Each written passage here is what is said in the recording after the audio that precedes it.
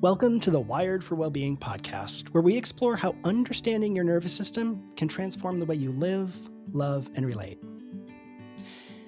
Have you ever felt like the sky is going to fall if you don't get everything done? Like there's this constant pressure pushing you to hurry, and if you slow down, something terrible will happen. You've got lists upon lists, and you've got some real deadlines in there, but mixed in with made-up ones. This frantic feeling that you're always behind. I know I have this going on for me.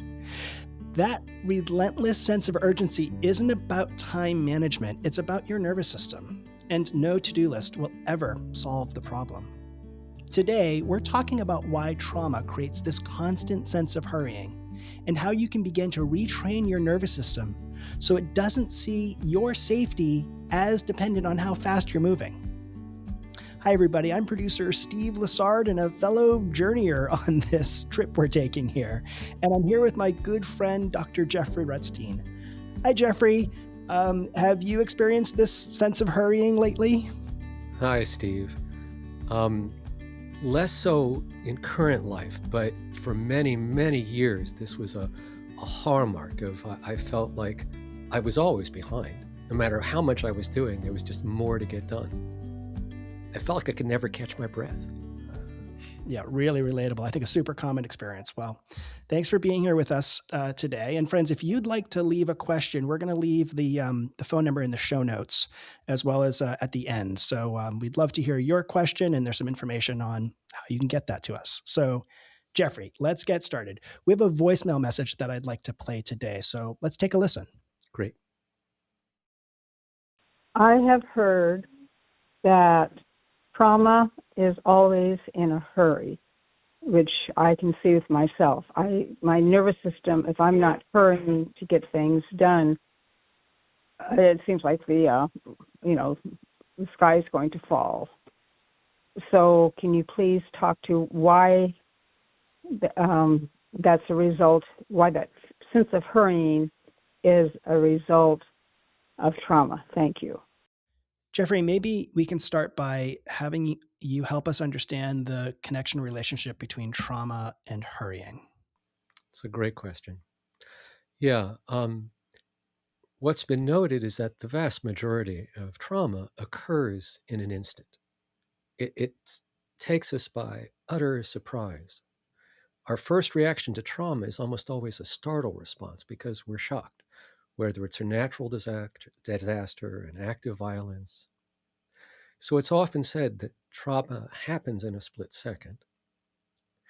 And many times, our attempts at protecting ourselves from re-experiencing what could happen in a split second, our nervous system goes into a few engagements to help us manage that.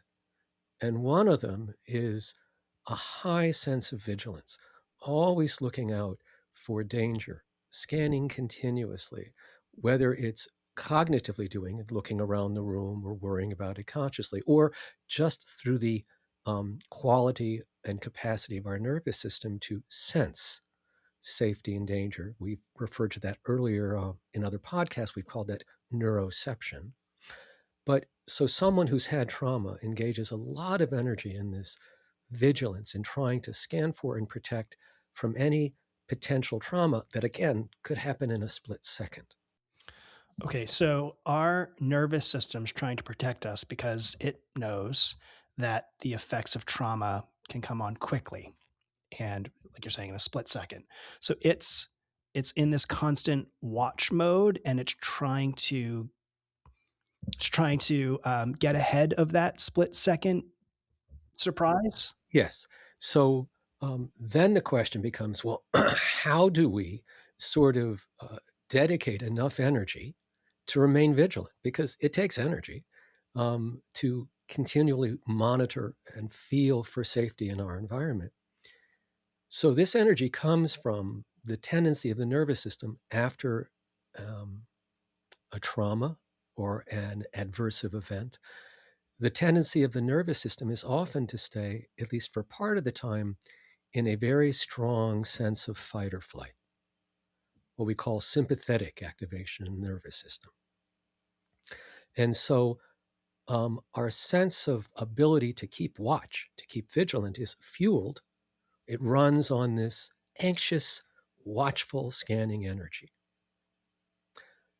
But that also tends, if we live in that rhythm, it tends to speed up our rhythm, right? We start becoming faster. Our mind thinks faster. We react faster. We spin out about problems faster. We can loop about worries faster. We can get tangled up in deadlines faster. And again, remember, all of this comes from the nervous system's attempts to maintain safety and avoid danger. So if we make up a story about this caller, she explains that she's always not only has a large to-do list and things to do, but she's almost like sprinting through them, or feels a compulsion to have to really move fast. And so she doesn't just feel the need to be busy and productive. She feels like she's under the gun, literally or metaphorically, to get it done swiftly, to have nothing remaining, nothing overdue, nothing that hasn't been taken care of. And just that expectation alone, right, feels exhausting. That I can't let any expectation go, that I have to be early. Anything less than on time is late. And then I'm always worrying about, in the back of my mind, will I be safe? And the way to, for some of us to remain safe is to continue to do our work in a timely fashion, in a quality fashion. But here's Steve, where it takes a little bit of an interesting turn. That this anxiety is actually mixed with a fair mixture of anxiety and shame, in that something is implied that something really bad will happen if she doesn't get these done. The sky will fall, which is anxiety. But it also feels inherently like it says something bad about her if it's not done. Does that make sense? Yeah, it does. Let me ask a couple more questions, because Sure. I'm trying to feel into maybe where this caller is and where others might be thinking. And I actually don't know if there's a connection here, so I'm looking for a little guidance as well. I could envision our caller or someone saying, yeah, but you don't understand. Like, I've got real deadlines. I've got real things I've got to do, and I just don't have enough time to do them. Now, maybe you could help us understand. Is that your read of what the caller is sharing? Is that connected? Could it pollute this type of thinking? I don't get a sense that she feels she has more to do than she can get done. Though that may be. What at least I heard was this sense that she's always racing to tick off everything on her list. And she didn't just say it was for work or for health or for childcare or spouse care or something else. So it gives me the impression too that this rushing to get things done spans all areas in her life, right? Like whether it's shopping or getting gifts for friends or getting her taxes in on time or returning someone's call, that everything has this acute time limit on it. And so I think that it can, there are many of us who have were overextended with too many deadlines and not enough time. But that's usually in an area like work or something else we're doing. When it becomes something across our life, when it becomes something that we're just feeling just as pressured to get this product in for work as we are to return this call for a friend, or to send out a birthday card on time, or to make sure we thank someone for something they did for us, then we see that it's not just about external obligations that are literally being demanded of us. It's this feeling that we demand from ourselves. We have to always produce and always be on time and always be okay, to be able to finish something in time, to get something done, as if she misses a deadline, and like you had mentioned in the intro, some deadlines that some people said are real, like I have to get this in by Tuesday, but often most of our deadlines are internal. I need to get this in the next hour because I got stuff to do after that. So it feels like, regardless of what is on her list or agenda, this pressure comes in every time. And for anyone who experiences this, it creates a tremendous amount of suffering, because while you're getting the work done, you're also stressing. Your nervous system is physiologically stressing over the completion of this. And it sounds like she will, our caller will get things completed, but she still kind of is this internalized pressure of running a race all the time. And that's our nervous system being in a chronic, constant state of flight, right? Flight energy, running, that's what's really trying to always chase the clock or beat the clock. Can you help me understand, and all of us understand for that matter, who might not recognize the exact energy that this caller is talking about, how this might show up in our lives, this nervous system attempt to hurry? It can show up in very subtle ways. Some people drive this way. No matter where they're going, they feel a little bit late, and they feel that a need to make very good time. Yeah. That somehow making good time feels good to the nervous system, or can feel relieving, can feel safe. If I'm efforting to get there on time, I'll be there early, I'll make it okay. But say you have tasks on a Saturday afternoon. And even the way that we stack our tasks, do we go through them kind of, getting one after another done, right? Or do you notice that there's this subtle push in the background, this subtle tightness, either in the body or a little straining or a little tightening in our thinking, so to speak, as we get focused on, I got to get all this done. Okay, I got to have to the new place. And so you're in the middle of one task and you're planning the other, and then you're thinking about what you have to do when all these tasks are over, and you're kind of rushing, right? Now, there's a difference between just moving steadily, doing one thing after another, versus rushing. You may still do one thing after another when you're rushing, but the experience in rushing is a physical and mental experience. It is like you're trying to push yourself faster than you can go. You're trying to move as fast and think as fast as you possibly can. But it's feeling somehow that you need to do that to get this done in time. And most of the time when we impose that on ourselves, that's not needed. I think I'm trying to map this to my very real and clear experience today of feeling like I was rushing through tasks. All the things you just noted, I was doing to try to get some things done before our recording today, and some things that had to be done.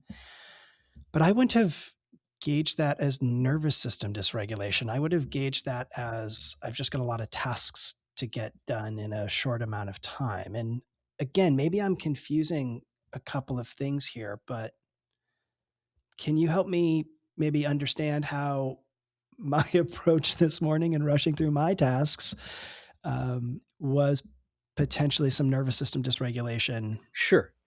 So we're going to split some hairs here, right? So this morning, you had a bunch of tasks that you wanted to get done in a timely fashion. Wanting to get things done in a timely fashion is not necessarily feeling of having to rush all the time. And by the way, rushing occasionally is not a problem and not wrong. The whole issue that I'm bringing up with this is, if our quality of rushing is impacting our enjoyment of life, or is it keeping us more dysregulated than we actually need to be, right? So if I'm doing a lot of work, I do speed up a little bit to try to get a higher, faster rhythm going. But in the old days, I would also be like crazy in my mind, screaming, got to get this done. And I'd get reactive if something didn't work because I don't have time for this. I have an hour to get this report out and my computer just failed, or I just got a call and I got to take this or something else. And I'd get reactive because I was really trying to push here and I had this agenda. But what I want to try to express here is something subtle. Then in addition to the agenda, there is a tightness around it. That's the extra thing, is that we need a little sympathetic fight or flight energy to get tasks done. We need a bit of it, right? We need it to give us that hunger, that focus, that sense of strength, and I can do this. But that just takes a little. If we have a lot, where our nervous system is preparing for a much bigger battle than we're actually facing. Like we're thinking about going into the gladiator coliseum instead of I have to clip a few fingernails. There's a huge line of difference, and we don't need the energy for fingernail clipping. We don't need to bring in gladiator combat level to be able to clip our fingernails. So habit does this, our personalities can do this, and anyone tends to get more involved and get really pushed about things. Now, if we drill down a little bit with you, right? So the story that I make up with you is that you're very efficient with time. I know this about you. You get a lot of things done and you plan things out. You're very good with those things. And I also know that today you were planning on starting a few days off from work and you got hit with, even though this is a holiday, with some last minute work that had to be taken care of before you got your time off, which is all fair. We encounter this. So how it hits your nervous system, this is the story I make up about you. Tell me if this is accurate or not, is that you got the work and you're okay to do it, but you also want to get this done in a really small amount of time. It has to be done, but it's also eating up your holiday and your time off. And so there's this feeling of not wanting to spend an extra second that you need to. And yet you had to start your day, the beginning of your vacation, so to speak, with a boulder in front of you, not with a little stick you could pick up and throw away. So the disappointment could add to some dysregulation, a little frustration, a little irritation, some of the fight energy, not necessarily the flight energy. And we sometimes will combine some fight energy and some flight energy to get us going in our tasks and to rip through them. So here's a question. When you were doing this today, you said before you didn't think it was nervous system dysregulation. Were you feeling in any way stressed? Yeah, I mean, now hearing your explanation, I can see that the quality of my mind was not present and here. And I felt the quality of my work was suffering because I couldn't fully settle in and focus. It was just go, go, go. I think I had some of the gladiator energy to attend to these tasks instead of the fingernail clipping energy, to extend your example. Yeah, like there were no body parts in coolers. Like there was no one rushing to the emergency room, but that's, I think, how I felt getting these tasks done. Right. So right. what do we do? Like, what do I do? But specifically our caller as well, or our listeners, like we see this, we notice it. Like, what are our options? So a lot of our paths start very similar. What to do starts with noticing and naming what's going on. We start there. I can't work on anything if I'm not aware that there's something that's going on. And what we're invited to do here to check in is, what's the quality of your mind and body? Are you okay? Are you comfortable? Are you contracted? Are you rushing? Are you squinting? Are you trying to hold back some anger and irritation? Like we start with naming and noticing what's here right now, right? So for me, when I get rushing with stuff, my shoulders get a little raised and tense. I can feel some furrowing across my brow, tension around my eyes. Sometimes I hold my jaw tighter. And so sometimes just paying attention to checking in and going, oh, I'm really contracted here. I'm really pushing. And at this point, I'll look and see, is it really necessary for this? And 99 times out of 100, it's no. It's, again, I'm bringing in 10 to 100 times the amount of intensity that I need to actually get this done. And that's coming from another time and place for each of us. So it starts with naming and noticing that we're a bit dysregulated and trying to name and notice where we are on the map. Are we a bit more angry, fight energy? Are we a bit more scared, flight energy? And then beginning to do some kind of practice that will help us lower our activation level, that'll help us bring us out of more fight or flight dominance to have more access to a more regulated state, our window of tolerance. Because when I'm in my window of tolerance, I actually have, like if we had a quick call today when you're working, I say, Steve, check in, where are you? I'm irritated. Okay, what if we turn down the gladiator energy by 10, right? And we did a little practice and you did that. You probably find you go back to work, be just as efficient, but now have wider bandwidth of resources to bear to the work that you know you usually bring to bear when your mind isn't kind of compressed into, I have to rush through this, right? I think all of us do less of an excellent job when we feel pressure to rush because we can't be as careful and as creative and as intuitive with things if we're trying to blow it out quickly. Yeah, incredibly helpful. Now I want to draw a line. I want to draw a line between what we might classify as day-to-day dysregulation from stress or fear and anxiety to maybe how trauma starts to affect this speeding up that we're talking about here in this call. Right. So especially if so anyone who's experienced any kind of trauma has a higher level of shame sensitivity. Just adversive traumatic events turn on, make more sensitive our shame circuits.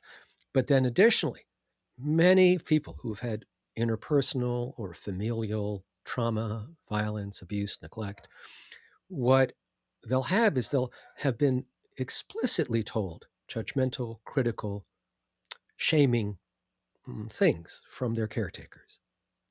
So not only have you, if you've had trauma, do you have more tendency for shame, but especially if your parents were narcissistic or alcoholics, then there usually can be an edge, an aggressive edge with their statements of worth and criticism. And what I'm saying here is that these experiences, beyond just trauma itself, but the emotional wounding of the value of self by being told you're worthless, you're a piece of crap, makes our shame response even more profoundly strong.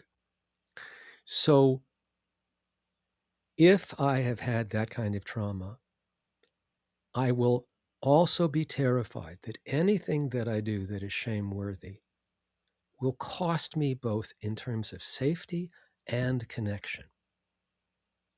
Right? So shame is really an attempt to help us stay in relationship.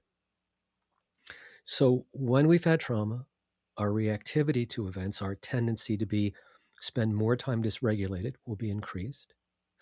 And also the kinds of things that we fixate on will often be things that are either externally dangerous or there'll be something about what we might be doing that could create shame and therefore rejection, harm, trauma from someone else towards us. So for someone with trauma of this kind of a mixture and then getting behind in things or feeling they're behind in things, it's not just anxiety for them that goes up, but it's really like feeling the sky is going to fall, that there is going to be some bad stuff coming down, that they could lose everything. It's not just, oh, I'll be disappointed with myself or I'll get a reprimand. It feels on par with being shunned or banished or dismissed or labeled as unworthy. And so in those cases, the dysregulation is even stronger and much more profoundly disrupting of daily life, as our caller has. She lives under this burden that probably no one outside of her knows about, because it's an internal thing, but always kind of ticking time in her head and wondering about getting things done. And is she far enough along on them? It just feels like her nervous system is constantly working to be received and welcomed, even though, nobody knows how hard she's working necessarily, right? And she's doing this all the time. She doesn't get a chance to rest. Right? She doesn't get a chance to not be this way. So you or many of our audience members can occasionally get dysregulated where in their rush like this, right? And it's interesting what we can learn from that. There are some people in our listening audience that will find that somehow they're in a rush or pressed in time much more of their lives than they want to be. And not just for an immediate goal, like I have to get here, but just almost across the board, feeling that they have to keep running for something in the future. Okay, I'm thinking of a listener right now who's hearing this example of how the effects of trauma on this type of thing that we're talking about might be pervasive across other areas. And I'm guessing they might be saying, well, like, is this really what's going on? Am I really being affected by my past trauma that I may or may not be aware of to try to hurry or try to do things? Like, guys, are there other clues or markers of this rushing aside from it feeling pervasive? I guess I'm just wondering, like, it might be hard for someone to recognize that. Yes, it is a bit subtle. And, one of the things that you and I talk about, and that's pretty essential for working with your nervous system, is to develop a capacity to have body awareness, to actually notice what it feels like to be in your body at certain times, whether your body is holding a lot of tension and gripping and bracing, whether it's actually trembling, whether it feels heavy and lethargic, whether it feels comfortable and at ease. And also to notice the quality of mind. Are you being very ruminative right now? Or are you still working through a fight or something else that you've done? Looking for these ways of what's going on in our narrative inside, or what we're focusing on our attention, and also the sensations and feelings in the body. Those are what opens the door to us understanding where we are in terms of our nervous system, right? So this sense of rushing, of being pushed forward, of always feeling like you're kind of behind the eight ball and always need to catch up, that is often an outgrowth of trauma or adversity or ongoing shaming as a child, because all of those things will contribute to the sense that I have to break my neck to prove my worth, and I cannot stop, because if I do, people will find out I'm a fraud, I'm an imposter, I'm no good, I'll be let go of my job or my relationship or whatever it is. So if you find that you're always feeling like you're trying to run to get everything in, you can just start tuning into how pervasive that is in your life. Is it just during work days? Is it on weekends or non-work days? And are there situations besides work where you find this happening? Your morning tasks, driving somewhere, getting off a phone in a conversation. We can notice the quality of our nervous system by whether we feel like we're already 5 minutes ahead, in tasks or in work, or whether we're actually able to just be here right now. And I know that when we're busy, we're not being totally present. We're also engaging in activity and making plans to be able to complete this activity in the future. But it's the way in which we do it, the quality of our being and our awareness and our nervous system, that determines whether we're dysregulated or not. And here's the thing: many of us grew up feeling, I have to be dysregulated to work well. Like I have to really get in a frenzy. And I mean, this was me younger. It was like I felt like I was running a race, running a marathon and climbing Mount Everest to get like a big paper done. And I'd get the big paper done, but I'd hate the process. I'd hate my writing in the process, and I'd hate me in the process, but I'd get it done. But it was miserable. Like I hated doing it. It was something I would avoid, especially because I turned it in I took something that was stressful and just made it even more stressful. And that was my nervous system amping up the pressure, feeling like I have to take, a gladiator stance when a nail clipper stance would have been better. So part of this is beginning to see, are we really carrying much more activation in our system with this activity right now than it needs? The reason that we want to pay attention to this is because if I'm carrying a lot of extra energy, like our caller does, she's going to be suffering. She's going to be well aware of it. This morning, would you have, if someone said, "Hey, Steve, how you doing?" Would you at any moment have thought, "Oh, I feel like I'm suffering a little bit here"? Or would you have felt, "Oh, I'm just getting stuff done"? If I didn't think about it and just answered it, I would have said, I'm just getting stuff done. Okay. And now? I completely see how I was suffering. Okay. I completely see that I was trapped and that I didn't have that space to create or solve the work problems in the way I wanted to solve them, or be as present for my lovely partner as I wanted to be. When she had a question and a need, I needed to I felt I needed to focus and get this thing done, or else. Exactly. Right. Right. And again, this doesn't have to be from trauma. It can also be from us wanting to do excellent, from us wanting to do good. But often we add an extra bit of pressure to us that's actually not helpful.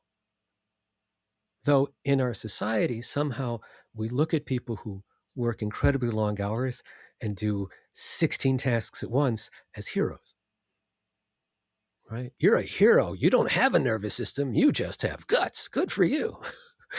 Instead of, when's the last time you rested? It's fascinating because you shared some things as you were unpacking that made me maybe look back to my childhood and be like, oh, maybe that energy, at least for me and for potentially our caller and others, is like, oh, there's actually a story back there that I maybe wasn't fully aware of. And you used a phrase when we first got this voicemail in around this theme of like running from our past. And I thought it was a really compelling theme and title, but I was just like, really? That's what this is? This is really running from our past. So I guess there's no real question here. There's just an observation. I'll make an observation that how deeply rooted some of these things can be in our past, and the stories that get pulled forward on a work day of, oh, that's that story playing out. Right. And it's behind the scenes. We're not conscious of it unless we lean in and look. We're just not conscious of it. And yeah, like running from our past is the meaning in particular here is the idea of, if I keep running, if I keep working fast, I will avoid punishment, harm, neglect, abuse, trauma that I was subjected to in the past if I failed, if I didn't do something, if I let somebody down. So it's trying to outrun our past consequences. They don't happen again. But in the meantime, we're setting ourselves up to be both exhausted, be drained of well-being, because we weren't made to have our nervous systems be all the time in fight or flight or shutdown. We're meant to actually spend a good deal of time in regulation, and of course also go into sympathetic or shutdown and collapse as needed, but briefly. We weren't designed to live there. And many people, especially with trauma backgrounds or adversity backgrounds or strong shame backgrounds, all three of them, can find themselves living a life that's more characterized by dysregulation, and maybe occasionally some moments of remembered regulation, but most of the time feeling either driven or shutting down. I want to turn the lens back to our dear caller. Okay. Potentially start to maybe give you the opportunity to reconnect with their question, and what do you potentially want them to make sure they leave this time with? So what I'd love our caller to be able to receive today, in addition to whatever she may have also gleaned from what we've talked about so far, and I do think I said this earlier, is that clearly it's not her fault. It's no one's fault who's struggling in this way. And that she can retrain her nervous system to not automatically go and stay in this driven flight energy all the time. But it's going to require time and patience. And it's also going to involve cultivating some self-compassion. Because I'm pretty sure that in addition to the anxiety she has about the danger, there's some shame about what it would say about her if she didn't get her deadlines completed on time. So the good news is that if one practices some down regulating techniques like the long out breath or the face heart connection, and also begins some practices on learning how to cultivate self-compassion. You can find many of them on YouTube right now. That would help you begin to slow down and not have to automatically be enslaved to this inner demanded rhythm, but can begin to reset it so that it reflects a rhythm that you feel safe with and more comfortable with, not as driven by.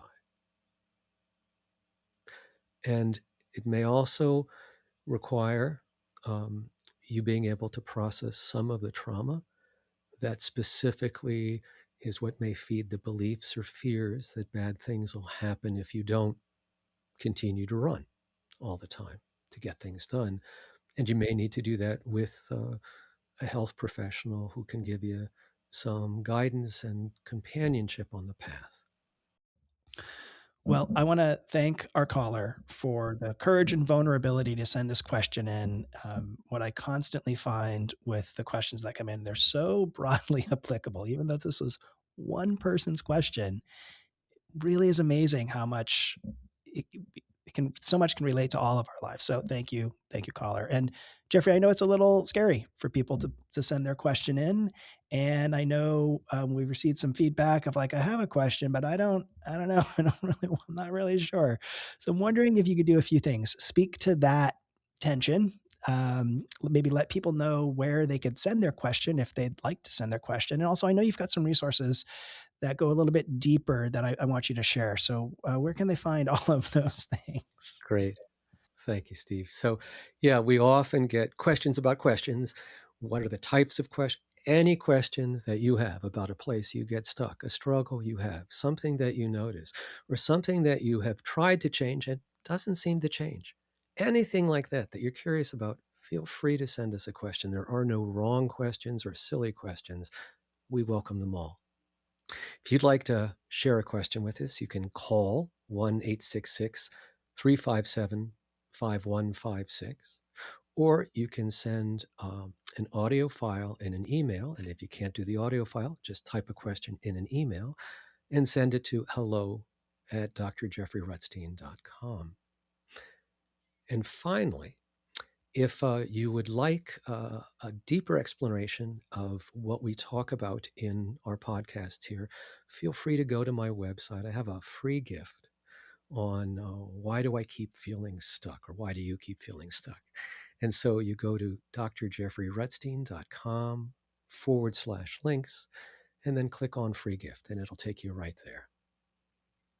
Steve, thank you so much. This is always a fun and interesting and just an interesting way of us sort of exploring this together. And I get to learn more about you all the time as we do this. So thank you. You and all our listeners are learning more and more about me, but that's great. I'm glad I can do that. Jeffrey, thank you for your time. Thank you for sharing all of this with us. Oh, it is my pleasure. Remember, this podcast is for informational purposes only and isn't a substitute for professional mental or physical health care. If you are struggling, please reach out to your local professional healthcare provider. Thank you all for being with us today. Until next time, bye for now.